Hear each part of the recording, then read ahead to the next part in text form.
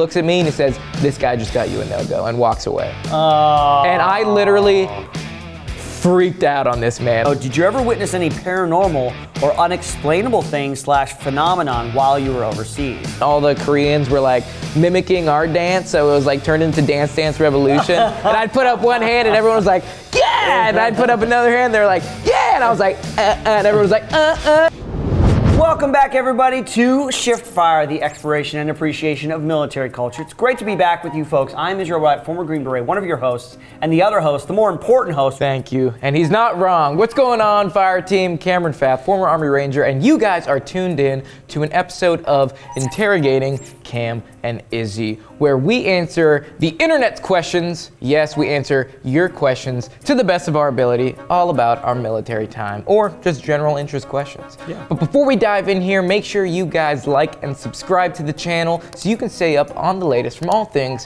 Shift Fire. Now, without further ado, you ready to answer some questions? Let's rock and roll, man. All right, let's see. Whoa, that's a long name.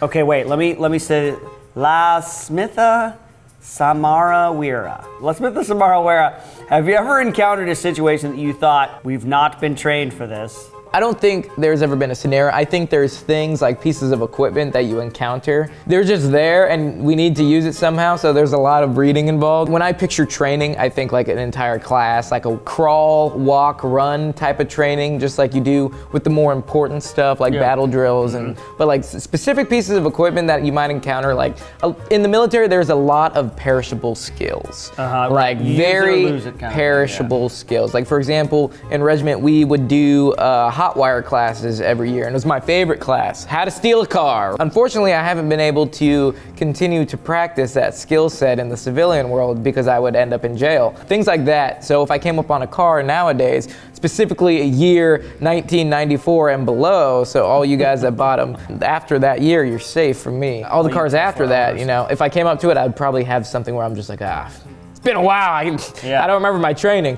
Everything that I did in the military that I ended up doing quite often for missions or when I was on deployment, I was trained for. There's obviously like a lot of the training, you get the classroom training and then you go out and you actually learn how to do it in the real world, how to apply it and stuff. So I wouldn't say there was a situation where it was like, I'm not trained for this. I would say there were a lot of skills that I learned in the military that I've just completely forgotten that I wish that I had. Like you talk about, like that's like SEER school stuff, like learning how to hotwire cars and how to survive in the woods and how to, you know, forage for food and build shelters and stuff. I love all that stuff, and that was nuts. Like, eating nuts and berries and little shells that you get out of the North Carolina rivers. You know?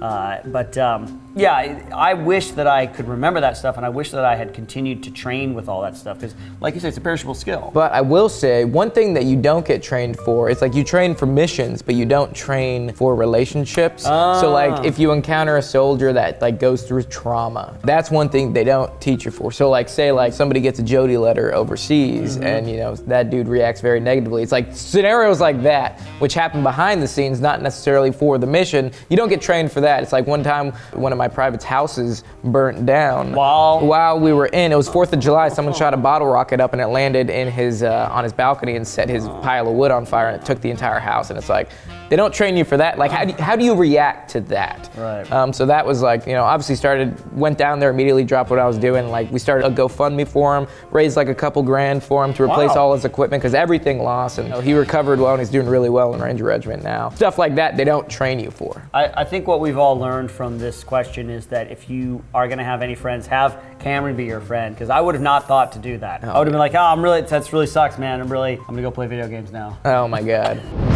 This one's for you.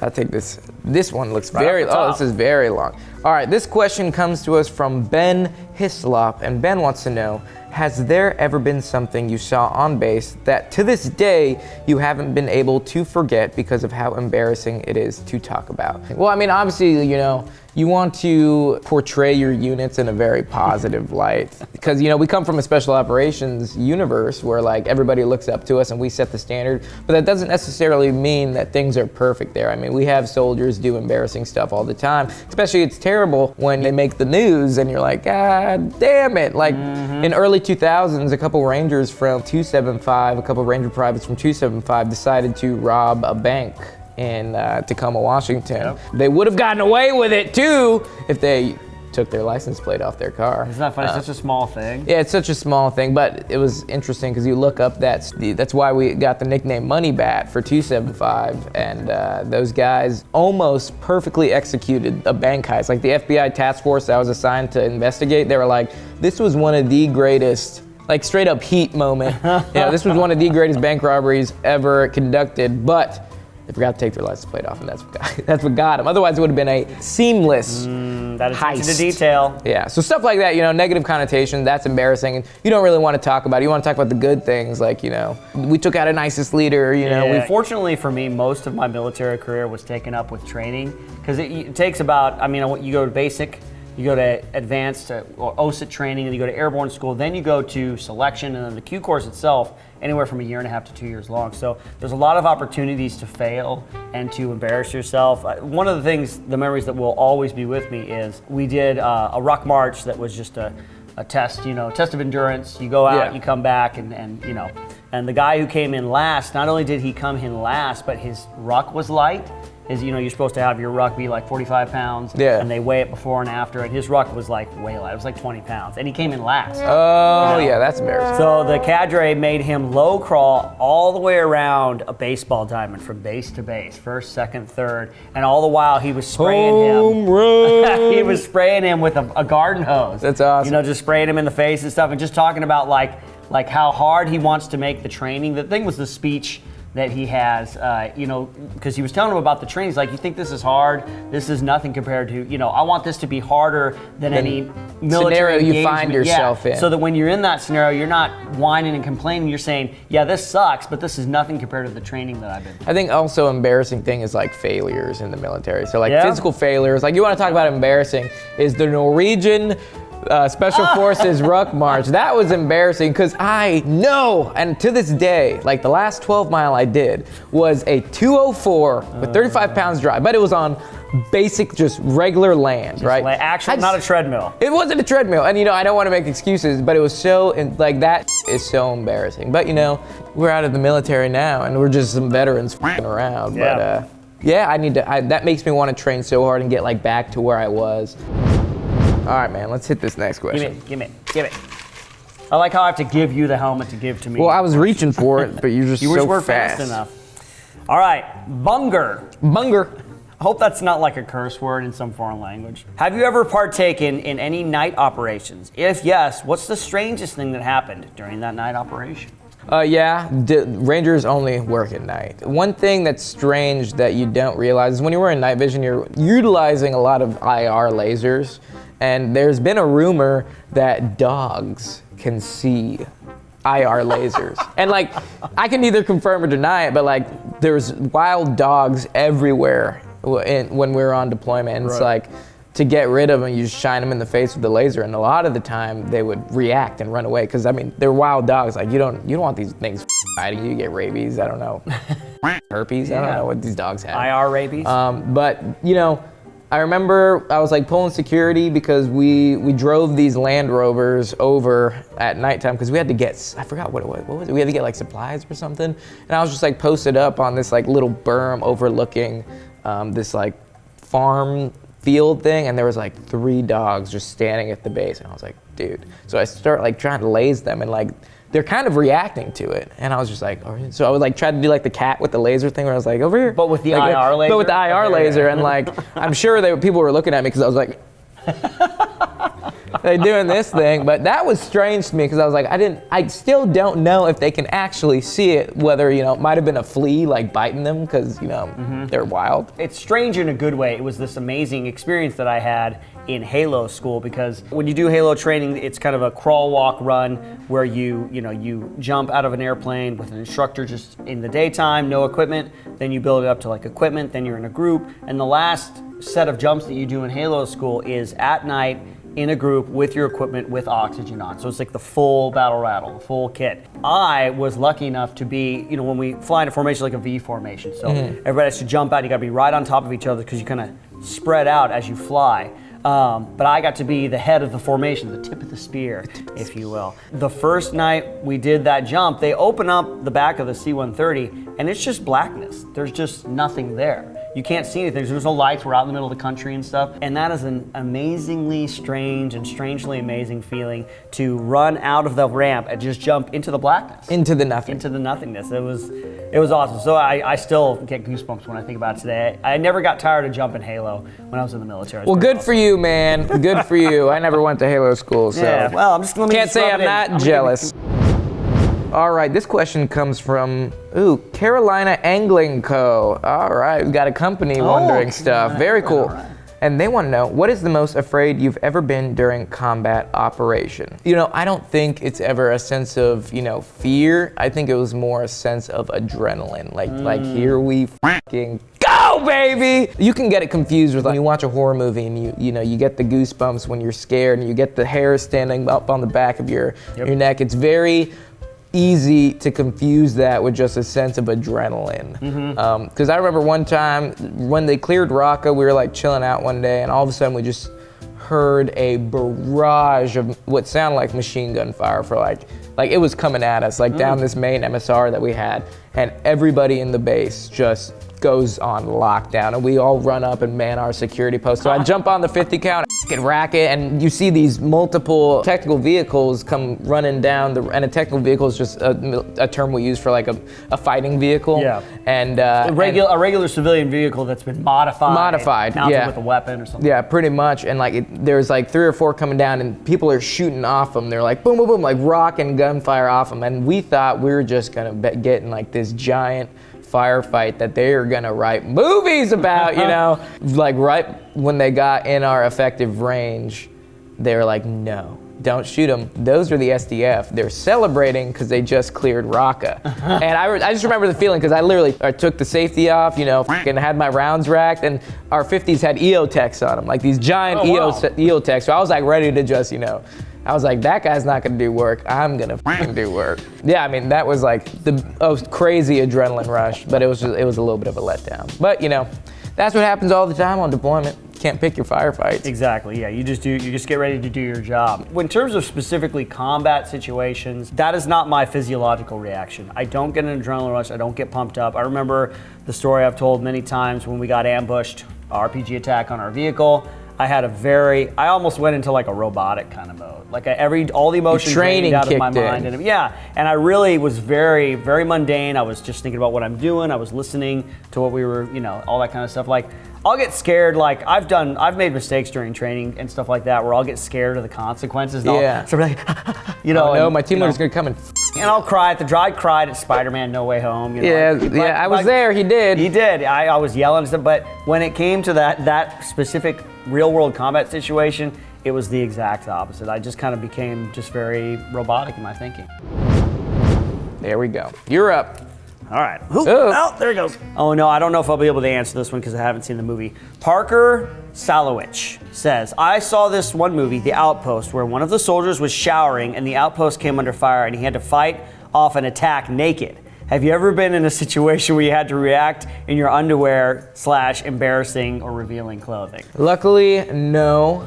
I love, by the way, amazing movie. That was a good movie. Man, portraying 2 Medal of Honor recipients in Afghanistan. Yeah, it was good. That was a great movie. No, I haven't done that. But, you fight with what you got. You always have your weapon and your kit close by. Whenever you go anywhere, you always bring a weapon. Yes. Like if I don't have my main carbine with me, or I was a gun team leader overseas, so I obviously had a Mark 48 and my gunner had a 240, and then I also had an M4 and I also had a Scar Heavy. And I was like, okay, which one do I want to use today? But you always, at a minimum, carried a pistol on you. That just enables you to be able to respond and defend yourself in a situation, regardless of if I'm wearing clothes. Absolutely. If you're under attack, you don't have time to throw your chonies on. No, I can honestly say that there was never a situation where I was kind of vulnerable in terms of like my state of dress and stuff, and then some emergency happened or something like that. Wherever I was at in country, in Iraq, we had our own compound within the base, so we were doubly secure. And so I had access to like my own showers and toilet areas. So there was never an instance where, I suppose if there was, like maybe if we had like a rocket attack or a mortar attack and the alarms went off, I would have had to have ran to a shelter or something like that. The base would have had to have been well and truly screwed and overrun for them to have got to me because I was in a base within a base.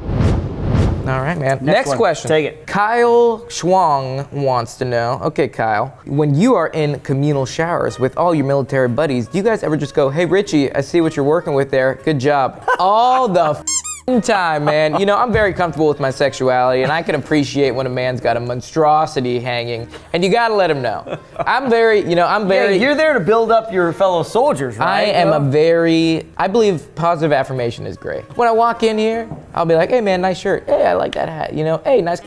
Yeah. It's all the same to me, man.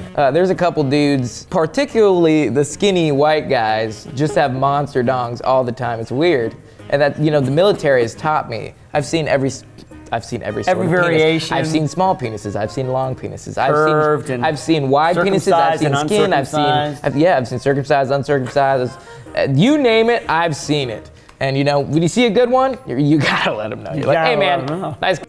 I remember shower PT. Shower PT. Just dudes that just didn't, back when we were out of like total control, which is where there's a drill sergeant there all the time. We're in AIT phase. We have a little bit more freedom. Guys that just wanted to like hang out in the showers and do PT. I can't say that I ever participated in shower PT because when they started kind of moving around doing squats and stuff like that, I'm like, bro, spot me. I'm done. I'm done with shower PT. So it does occur.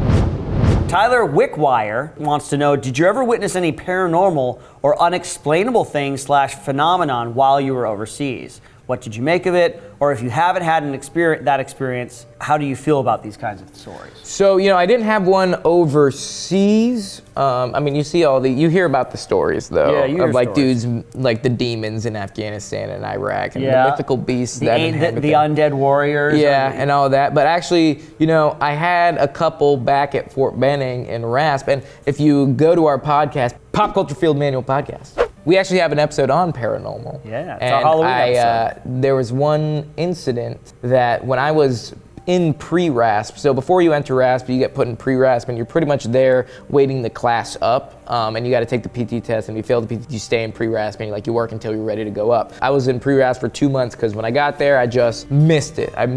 Timing. Yeah, timing-wise was terrible, so they just classed up, so I was there the 2 months, which is super long. Some dudes get there and immediately class up, but I was there for 2 months.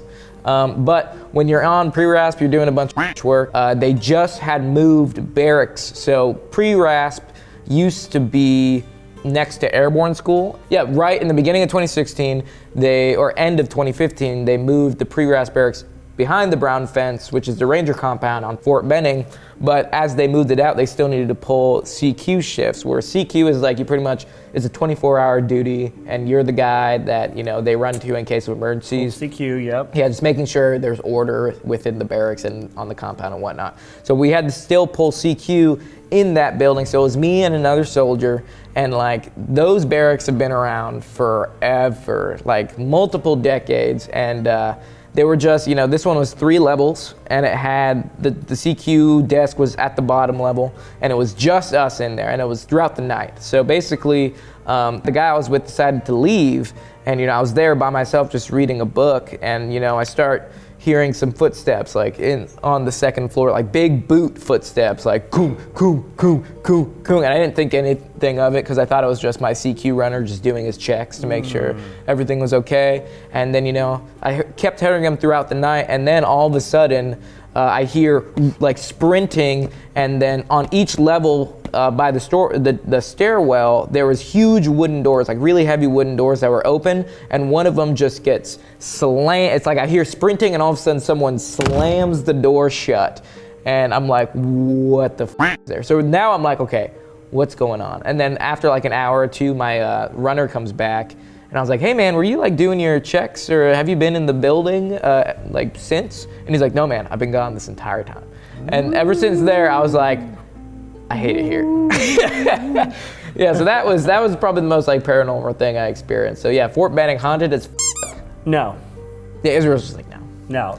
Ghosts are stupid. You know what? Let me tell you something about ghosts. They're lame. Because you know what they do? They do lame things like walk around places and they move little objects on tables and they flash lights on and on. Listen up, listen ghosts, you gotta up your game, all right? I wanna see some demon manifestations. I wanna see some hellfire coming out of the ground. All right, I wanna see death and destruction. Don't you just move little objects on tables and stuff and, oh, they'll distant scream, oh no, it's the ancient spirit. Oh. No, you're lame, ghosts. That's Israel. Israel hates ghosts. I don't respect you, ghosts. No respect for the ghosts.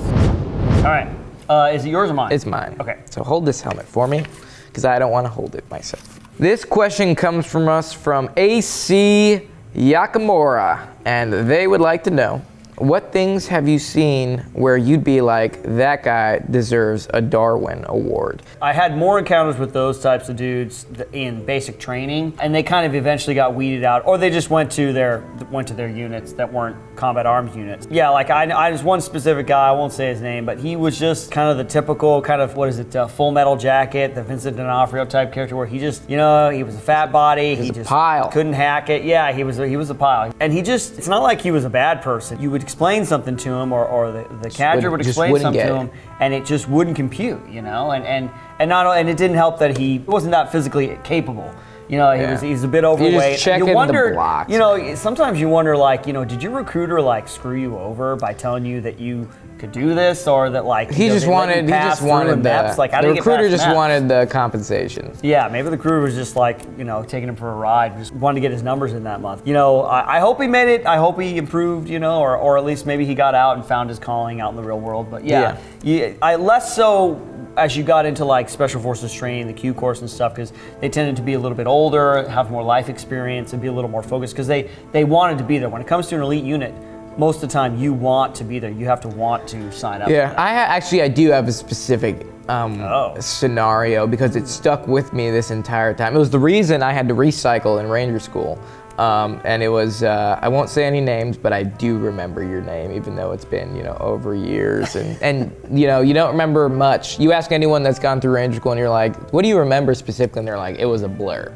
I don't remember anything. I remember this guy's name. I remember this guy's face. It's burned into my head. But anyways, in Ranger School, you get looks, meaning when you're on graded patrols, everybody has a different graded position, and you don't know which one you're going to get until they read off your roster number and assign it to you. Everybody wants a Bravo team leader on area reconnaissance in Ranger School. It's almost a guaranteed go, because all you have to do is, when they're doing the operation, like the rest of the platoon, you stay back at the patrol base and make sure nothing happens. That's all you literally just sit there and wait for them to come back, and you just have to set out your claymores and make sure you have security and draw your sector sketches on a thing and show the RI, and it's okay, congratulations, you're good. And they called my name and I was so pumped. I was like, yeah baby, we're going to mountains, right when they called my name. And shit happened where one of my guys ended up getting bit up by red ants the night before in the patrol base, and he was having a serious allergic reaction where we had to tie a rope to his belt, and he was just stumbling along. So we had to leave, and he was supposed to go out on the reconnaissance, but we had to keep him back. So I have this guy, and literally I think I had 5 or 6 people that I had to pull security with, and so I put him in this really small diamond, and this dude could not stay awake because of the allergic reaction. So he's literally just sitting there on the ground out, and I'm just okay, there's nothing I can do, it's health. So I just tried to pick up his security, but I had to go put out all my claymores and do my sector sketches, and there's this, we'll just call him, Joe Schmo. Joe Schmo sees this guy sleeping, and something computes in his head where, hey, if this guy's sleeping, I can sleep too, right? And I'm like, so he pulls out his whoopee and his rucksack, and in Ranger School, he gets a rucksack. He pulls out his sleeping, everything's tied down to you in Ranger School, so literally his rifle is as far away as possible it is from him, and it's the string is zink, and he's literally wrapped up in his whoopee and just sleeping on a log in my patrol base, and I'm like, dude, are you kidding me? Just because, I'm he has an actual excuse to be like this. You don't. You're just an idiot. If I catch you again doing this, we're gonna have serious problems. And and I was always the nice guy in Ranger School, which is big mistake number 1. Be a asshole. Literally get what you want by being a huge And so I go out, put my claymores, and my RTO, who's helping me do all this stuff, once I get back in the patrol base, he's like, dude, the RI's in the patrol base. And I was like, what? This isn't supposed to happen. And I literally just see a red lens like kind of looking at this rock on the ground. And this is like 20 minutes after I talked to the guy. And I kind of go up there and I see it's not a rock on the ground. It's Joe Schmo pulled his whoopee out again, wrapped himself up, and is sleeping on the job again. And the RI standing right above him with a sim grenade in his hand, and an arty sim. It simulates like an artillery round, and he just pulls it, drops it in the middle of my patrol base. Boom! He looks at me and he says, "This guy just got you a no-go," and walks away. And I literally freaked out on this man. Like the forces of God or whoever is out there like was holding me back. Literally, I almost freaked out. I was like screaming in his face. I was like, "You mother I'm gonna kill you!" And yeah, luckily that guy never graduated Ranger School. Thank God. But I remember his name. I remember his face. And that guy deserves all the Darwin Awards in the world. Next question. This one is not, there's no name to it, but it asks, I'm not from the US, so I wanted to ask whether the second lieutenant stereotypes were true or not, at least in the US Army. Okay, So the officer, the second lieutenant. Yeah. I can answer this one, just being in the National Guard. So I've had exposure to like second lieutenants, and a lot of them mean well. It's the ones that think that just because they're an officer, they know more than you, and that you should listen to everything they say and their decision is right. That is the worst mentality you can have, and unfortunately it does exist. I've been fortunate to have officers, newer officers, come in to, you know, a place where NCOs actually have a little bit of experience. Like, I was surprised when I got to the National Guard, a lot of the NCOs that I was working with have, you know, multiple combat deployments, were active duty, you know, CIBs, airborne, you know. My platoon sergeant right now is awesome dude. He's, you know, 173rd, has actual sniper combat experience, and like, we had another guy who's just a solid dude, and like, I'm very happy with all the NCOs I have. And so we take like the second lieutenants in and we bring them underneath our wing, and we like, all right, sir, like just listen to us and, you know, you'll be successful. But it's when the officers that come in thinking just because they're, you know, a butter bar and they went to Bolick that they know everything. That's where the stereotype comes in, because they're like, listen to me, I'm gonna call the shots. And it's just like, okay, you know why Ranger Regiment is so successful? It's because it's NCO driven, not officer driven. The NCOs pretty much run that spot, and then the officers take all the considerations and recommendations that the NCOs are providing, and they make it happen. Yeah, in Special Forces, I had good experiences with the officers that I encountered. I didn't, no butter bars, like by the time you get to a team, there's always an officer on a team, it's always a captain, and they only spend 2 years on a team, and then they have to move on to a different position. Yeah, PLs go like this. Yeah, like officers go like this. They're here and they're gone. And all of the captains that I had on the teams that I encountered and worked with were all solid dudes. Captain Cornerchuck, I'll always remember, he was a real classy guy and real humble guy, and he understood his place on a team. A lot of times when you're doing like relational things, you're meeting up with other countries and foreign military, they put a premium on the officer, like there's a prestige with their officers, so they don't want to talk to an NCO, even though the NCO, the senior NCO, might actually have the information that you need. So they want to talk to a captain or something like that. So he understood his role and what it took to build relationships. But then he always knew that the senior NCO was the one who was responsible for making everything happen on the team. You know, he was there to help facilitate what the senior NCO, you know, wanted to do. Senior NCOs and officers are like this. Like they are literally always they are always together. They PT together. They're always picking each other's brain. And typically, you know, the enlisted is going to have a lot more time in than the officer, and especially like actual experience. So, you know, if you are an officer out there, listen to your NCO. That's the biggest advice I can give. Is just take your NCO seriously, ask them for guidance, and literally make a decision based off their opinions. Next question. Get it. Okay, I got a couple more here. All right, Mango Ton. Mango Ton wants to know, what's the weirdest thing you've done with your unit/squad? I can't think of any weird things. I don't even consider them weird. I consider them team building activities. Well, I can think of just one instance where I got to do just a special trip, very short, couple-week trip. We were doing like an internal job fair within the Army. So me and like 5 other guys went over to South Korea, and we would go around to a couple of different bases in the country, and we would, you know, try to get like, if there's a logistics guy, say, hey, you want to try it for Special Forces kind of thing. Recruiting, you know? with a jaw like that, that's what you'll get a jaw like this if you become a Green Beret. Exactly, yeah. And so there was a lot of free time off, and so I just remember we had a couple nights where we went out, partied, drinking a little bit, and it was just interesting to see, like, you know, you're buttoned down, you're in uniforms, and you're in this very serious work environment, and then you get out into the town, out on the town, and you're just kind of partying the night away. So it's kind of cool to see guys in a different light. You know? It's and that actually does end up kind of building that relationship, that rapport with your fellow man. It's not necessarily weird, because I was in Korea too, and that place, you want to talk about weird, there's a lot of weird stuff that goes on there, at least in American eyes. Like, and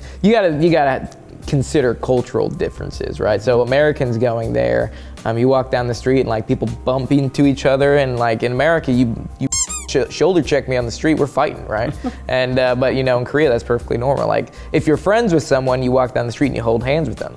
In America, if you're like, me and Israel don't walk down the street holding hands together. Do that. Yeah, I get the wrong idea. But that's perfectly normal in Korea. And like, they have interesting bars there. They had like a cat bar where there was just cats everywhere. Yeah. They had a dog bar where there's just dogs everywhere. Spent a lot of time there. Dog bar? Yeah, but one night they like let us out finally all night. Huge mistake. We, went clubbing and like just like being around the different cultures. I mean, to me that was weird. But then it became super awesome because like the entire platoon ended up getting invited on stage, and we're all dancing like on this giant club stage, and all the Koreans were like mimicking our dance. So it was like turned into Dance Dance Revolution. And I'd put up one hand and everyone was like, yeah! And I'd put up another hand, they were like, yeah! And I was like, and everyone was like, and it was just awesome. I was like, Koreans rock, man.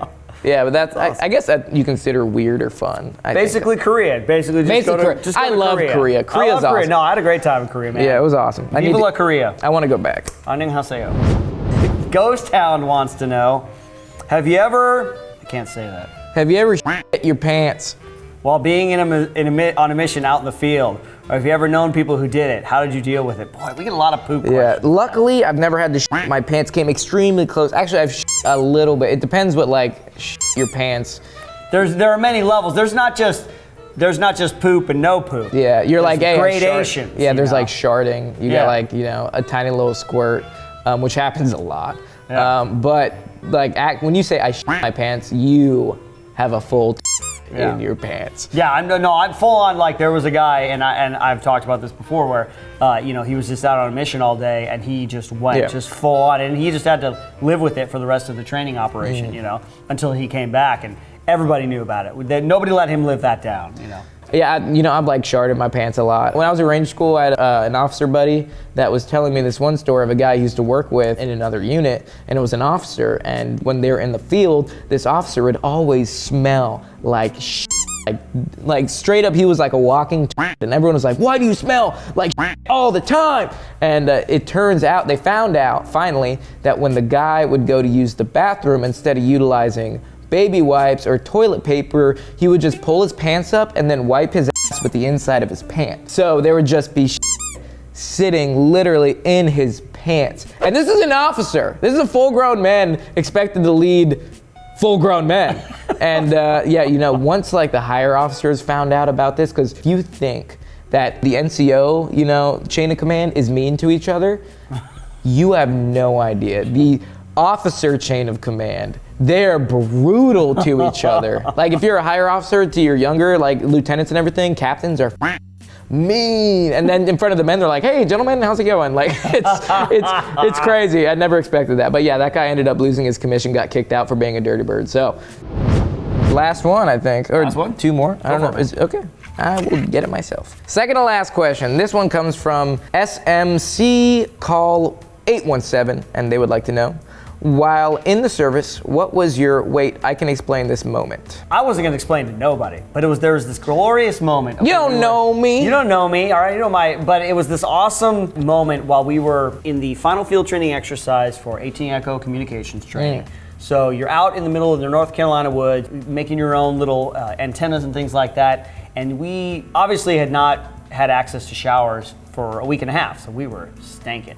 I mean, you could see like the wavy lines coming off us, and it wasn't forecasted. We didn't know anything about the forecast or anything, but all of a sudden the skies darkened, and almost like one of those quick like monsoon kind of things, it started raining like hardcore, like sheets of water coming down. And it was raining sideways, it was raining down. It was raining. There was water coming from the ground up. Yeah, but it was, it was like heavy duty, like shower water pressure type rain, you know? And you get this idea, and I think a bunch of us got it at the same time. It's like, I haven't taken a shower in a week and a half. So I grabbed a bar of soap, and I took off all my clothes, and I ran out there, and I just started showering, man. I think a bunch of other dudes started doing it. Hey, man, nice. And we heard you, and we was like, I felt very uplifted in that moment. But man, and it was the exact, and it was only like 10, 15 minutes. So some of the guys were able to get like a full shower on and scrub themselves down and rinse off. And some guys were like mid soap, and then the rain stopped and it went away and it did not come back. It didn't rain for the entire time, the rest of the time we were there. But that was what a glorious moment. So I imagine if somebody had rolled up on us, we would have had to say, wait, I can explain. But we didn't have to because nobody did. Because they're in the middle of I don't think you ever need to explain things that you're doing in your off time in the military. Like they require no explanation because that's just what the military is. It's just a bundle of weirdos doing weird things for the hell of it. And that's why I loved it so much. I don't have anything. Cause obviously you can kind of tell that I was kind of one of those weirdos. And we did a lot of things that we thought were hilarious. Just putting that out there, not everybody's like us. Like there's a lot of people that are super serious. There's a lot of people. Takes all kinds of there's a lot of different personalities, but I was fortunate enough to have a gang of hoodlums and brigands that I hung out with that, nothing was off limits. And I think I've done more like weird shit in the National Guard than I have in Ranger Regiment, which, it's been a good time. Like I've enjoyed my time in the National Guard, but we hope that answered your question. Last question. Last one, here we go. Okay, Nagi Nagi Aoe. Yeah, we'll go with that. I'm gonna make the E silent. Nagi Ao wants to know what was the closest call you had to getting iced? I think it was actually, this one was my first C-17 airborne jump. I was used to jumping out of C-130s, which are typically a smaller rotor wing, and C-17s, big plane. And I didn't know that on the C-17, the door has a ramp that folds out. So there's an extra maybe 2 or 3 feet of platform that you have to use to jump out of the plane. So on my first C-17 jump in regiment, I was literally getting ready to jump and I was expecting, just the door to cut out, and I was, in the moment, passed off my static line jump master, went to turn and just did my jump, but didn't see the platform, and my heels ended up hitting the edge of it, and I started, it basically did this number to me, and I started front flipping out of the plane. When they teach you in airborne school, you always count a 6-second count, because anything past 6 seconds, you gotta pull your reserve, because hey, you're falling. Instead of my 6-second count, it kind of sounded like this. And literally just falling through the air, and that's like a big no-no. You think when you skydive, because airborne, static line jumping, and skydiving, two completely different things. Very different. You're supposed to keep a really stable body position because you have risers that come up and the air is trying to fill your chute because the plane pulls your parachute for you. Mm-hmm. That's why you're attached to the bird. So when you're front flipping, you can get tangled in all your equipment and everything, and you can get I must have done 3 or 4 perfect front flips while screaming because all of a sudden my chute just opens and it was perfect. There was no tangles, there was no nothing, but I didn't realize it at the time because I'm literally sitting here still screaming, oh! And I'm looking up and I'm perfectly okay. I pat myself down, I'm oh my God, I'm not hurt. And then I look around and I'm literally approaching somebody's vent on on another below you. Yeah, you're kind of like this. So it's boom, boom, boom, boom, boom, because the first jumper is falling first, and then it's kind of like that. But you can't really control these things. You can steer them by pulling what's known as a slip, where you pull the risers, but it takes a couple seconds. And sometimes jumping T11 chutes, it's a really big canopy, so it doesn't really want to go sometimes. Yeah, and it's a round canopy as square. Opposed to kind of it's more of a square canopy. The T10 was the classic round one, and then the T11 is more of a square looking canopy, and it's got vents on each of the points. I started falling through a vent. If you fall through a vent, it's okay, and you literally have to crawl down to the next guy, and you have to jump together, and you're both screaming at each other and holding on to each other for dear life because you're riding the same chute. So I'm coming feet away from a vent, so I start screaming again, oh! this is it. And I pull a slip and finally magic win. I was maybe like close enough where you are where I could like reach out and touch it, and all of a sudden it just goes and like takes me away. And you know, to add to this jump, it was a combat jump. So I had a full rucksack on with a weapon case on me, and I'm going to try to pull my little strap that releases it all, and you have this like little line that rolls down, and it keeps your equipment like below you so you don't land on it. And I pull it and nothing happens. I pull it and nothing happens, and I'm like, why isn't, like, something must have, you know, is getting caught right now. And you don't want that to happen because the Alice frame is made of metal, so if you land on it, you could snap your could snap something in half. And your weapon case, like if you had a 240 or jumping a 48, it can like break your femur. Yeah. So I'm like, oh my God, I'm like freaking out for the third time, and all of a sudden I'm just like, you know, if I get hurt, you know, if he dies, he dies. The wise words. And right before I hit the ground, this upwind just goes, and I just go, and just land on my ass. And like, softest landing I've ever had. And I just, you know, took my stuff off, and I could not believe what just happened. That's why, you know, I'm never gonna jump static line again. You know, speaking of airborne operations, when I was stationed at Fort Lewis, after I went to Halo school, I wanted to get some more jumps in, so I just went to a civilian skydiving place, kind of there in Olympia area, and really fun. Really, it's interesting to see the contrast between how civilians do it and their checks and balances, and then how the military does it. Because I think the military is very like cut and dry, very standardized. You know, a lot of checks and balances and stuff like that. And civilian world sometimes they're like, oh, "You're fine, you look good," you know. But I went up, you know, had my license and all that kind of stuff, because you can get that. Once you go to Halo school, you can just apply for your A license. And I went on a jump, and you know, in airborne operations, you are right behind the person, you know, in front of you, you know. Well, in civilian world, you space it out a little bit. Like a guy jumps in front of you, and then you wait a little bit, and then you jump, you know. Well, when I went on my first day, I was just definitely military mindset. So some guy jumps out, and I jump out like right after him. Yeah. I found out later like that was kind of a no-no. But the dangerous thing was, you know, you're supposed to pull at a certain height, right? You start at like, I think 1,800 or 18,000 feet. But basically, you jump at a certain height, and then you're supposed to pull at a certain height. I think it's like 2,500 feet or something like that. And it was cloudy that day, as it often is in Tacoma, Washington. And I had never opened in the middle of like a cloud before, so I wanted to wait until I got through the clouds. You kind of going through the clouds, it's very like dark and mysterious and stuff. And I didn't realize that after the clouds were like really low that day. So I opened at like 1,000 feet. Like it was really low. And that's very dangerous because it takes a good couple hundred feet for your chute to fully inflate. Yeah. And I got to the ground like real quick. I got to the ground before the guy who jumped ahead of me got to the ground. And they told me afterwards, they're like, yeah, I don't think I've ever seen anybody drop that low. Yeah.